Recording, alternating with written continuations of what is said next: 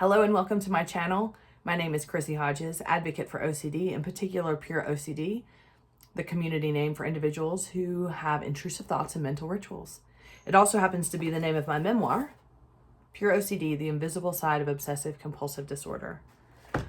I'm a certified peer support specialist working with people worldwide, providing support, referrals for therapists who are specialized in treating OCD. I also run 8-week closed groups through my practice, and I have an online community where you can meet other people. You can go to events inside the community time, which is kind of like classes, and also weekly support groups. Email me at ocd.chrissy@gmail.com or visit my website, chrissyhodges.com, to find out more information. NOCD is an app. Inside that app, you can meet other people who have OCD. There are all kinds of resources and forums, and they also provide telehealth for many, many places around the world. Go to treatmyocd.com to find out more about their services. Today, let's talk about emotions. Because you don't talk about emotions very much when it comes to OCD. We are very much programmed to see this as a behavioral disorder, an anxiety disorder. This is just what is going on, behavioral meaning what's going on behaviorally inside of your brain. And so sometimes when you even talk about emotions with your therapist, you might get shut down. We don't deal with emotions with this. Emotions have nothing to do with OCD. Well, I beg to differ in many ways. Emotions are very much part of having OCD. The first point I want to make is this is an emotional disorder. I meet with people so much, and the first thing that they do is they get emotional. They might cry. They might feel angry. They might have despair. And they typically apologize. And I go, no way, because this is an emotional illness. It takes you on, it has an emotional toil on you. Why? Because it's not something that you can escape. It's not something you come home and put your feet up on and, crack open a beer or a Coke or, a cup of tea, and all of a sudden it's gone. It's with us 24/7. And finding out that it's OCD and then finding the right help and then learning how to manage it in recovery is a long, tedious process, and it can be scary. So by the time people get to me, sometimes they're exhausted. And I get it. I didn't get treatment. I didn't even know I had OCD until 12 years after the onset. But chances are I've had it my whole life. It was just before the first intrusive thought. I didn't know it was going on. I just thought that was part of my brain. So absolutely, you're going to feel emotions about this, and you should. This disorder is worth grief. It's worth anger. It's worth any emotion that you're having in response to how it makes you feel and what you go through, including the content and the themes, the duration, the missed milestones, all of the things that we talk about when we're grieving OCD and the experience. The second point I want to make is that it is okay to have emotions after you find out it's OCD and you get treatment. Being able to revisit what you've been through, maybe you've experienced trauma because of the different ways that OCD has impacted your life. That is an emotional grief-worthy thing as well.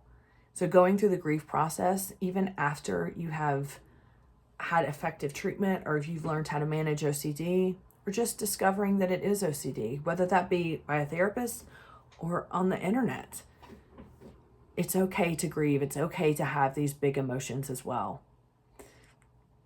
And then lastly, I really want to talk about the role that emotions can play in the OCD cycle.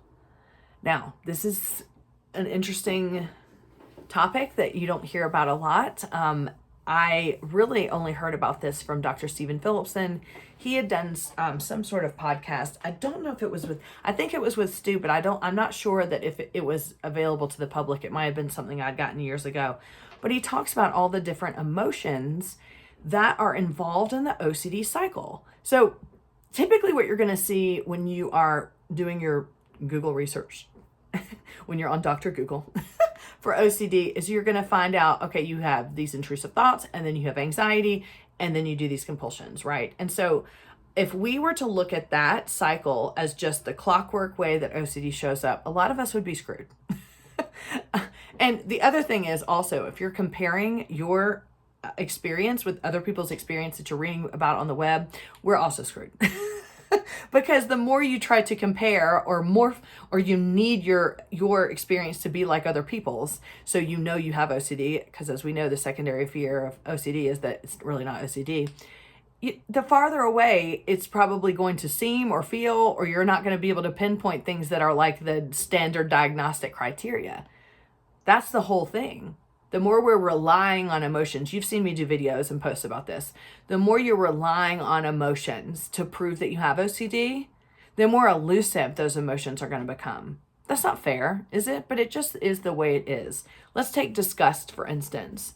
Disgust is, let's say you're having sexual intrusive thoughts about something that you do not desire.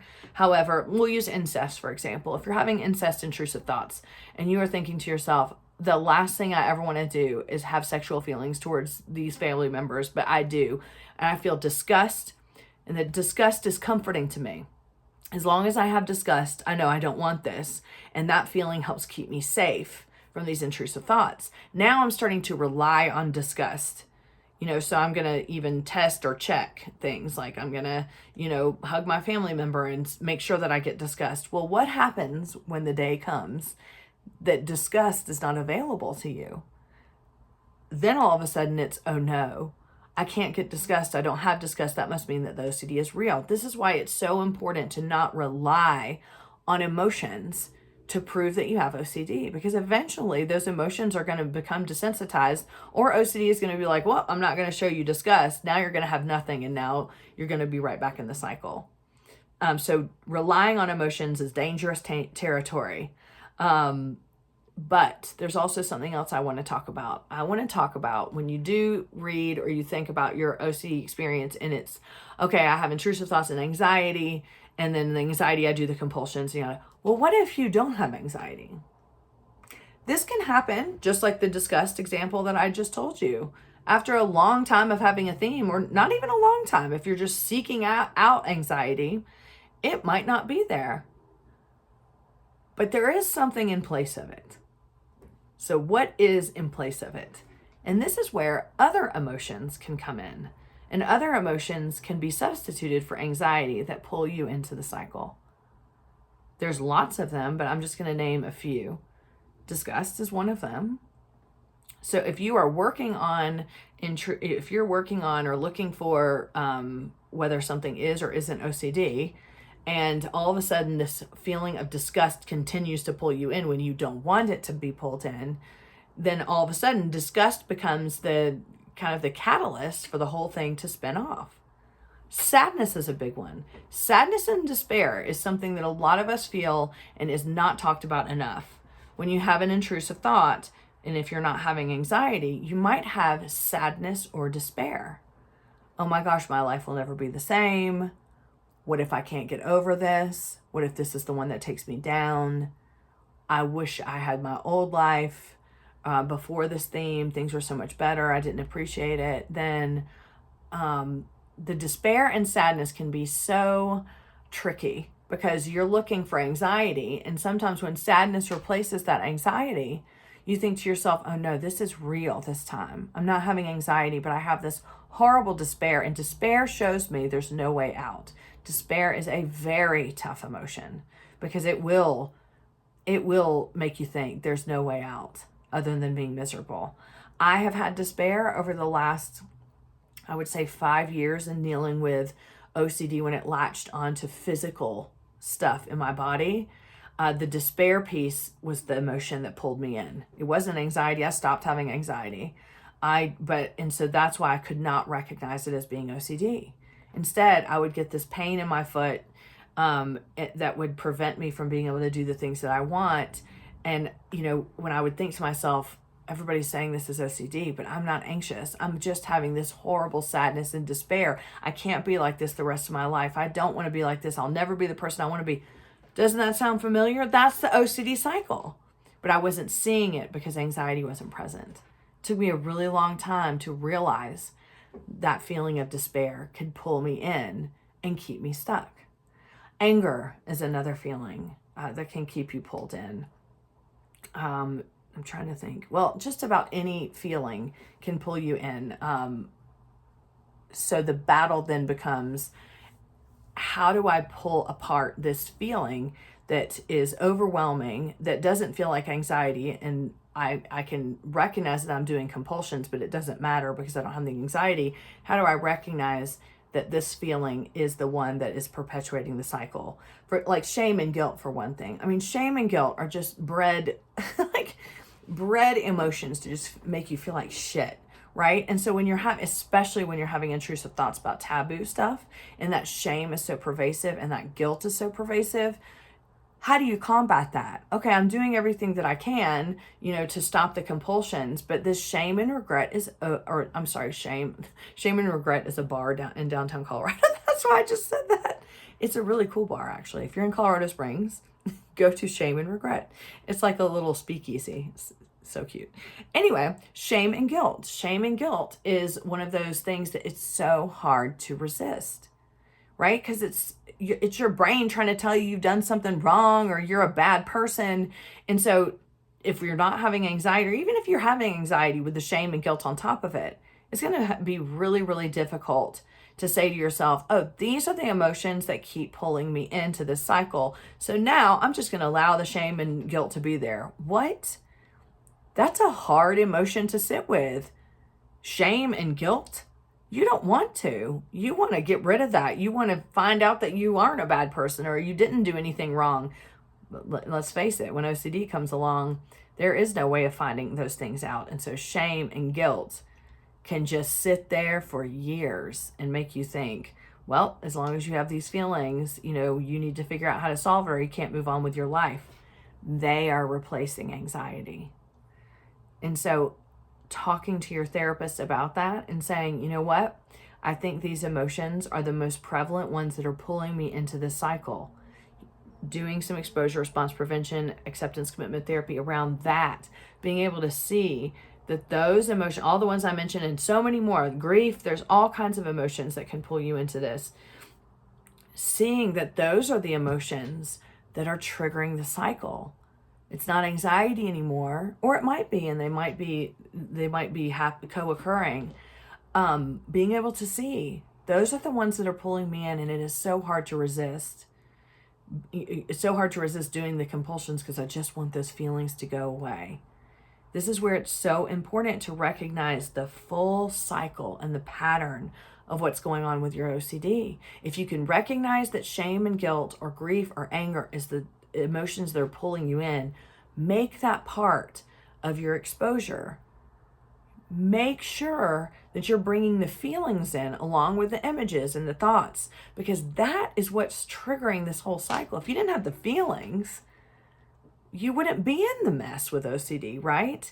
But that doesn't mean that doesn't mean that those feelings have to be accurate or real. Now I'm telling you that the feelings feel very real, and that's what sucks us in and keeps us stuck there. But just because your brain tells you that you should feel shame and guilt does not mean that you have to. Just because it tells you that you need to feel sadness does not mean that anything that's happening is warranted sadness. Learning to sit with those emotions, and I know I hate to sit with the thoughts and sit with the emotions, but learning to be able to have the experience of these emotions that are demanding and commanding your attention. You better feel this right now. You better figure this out or you're going to feel this way forever. That's part of the urgency of the cycle. I know it's tricky, and I know you're probably like, are you fucking kidding me? More stuff?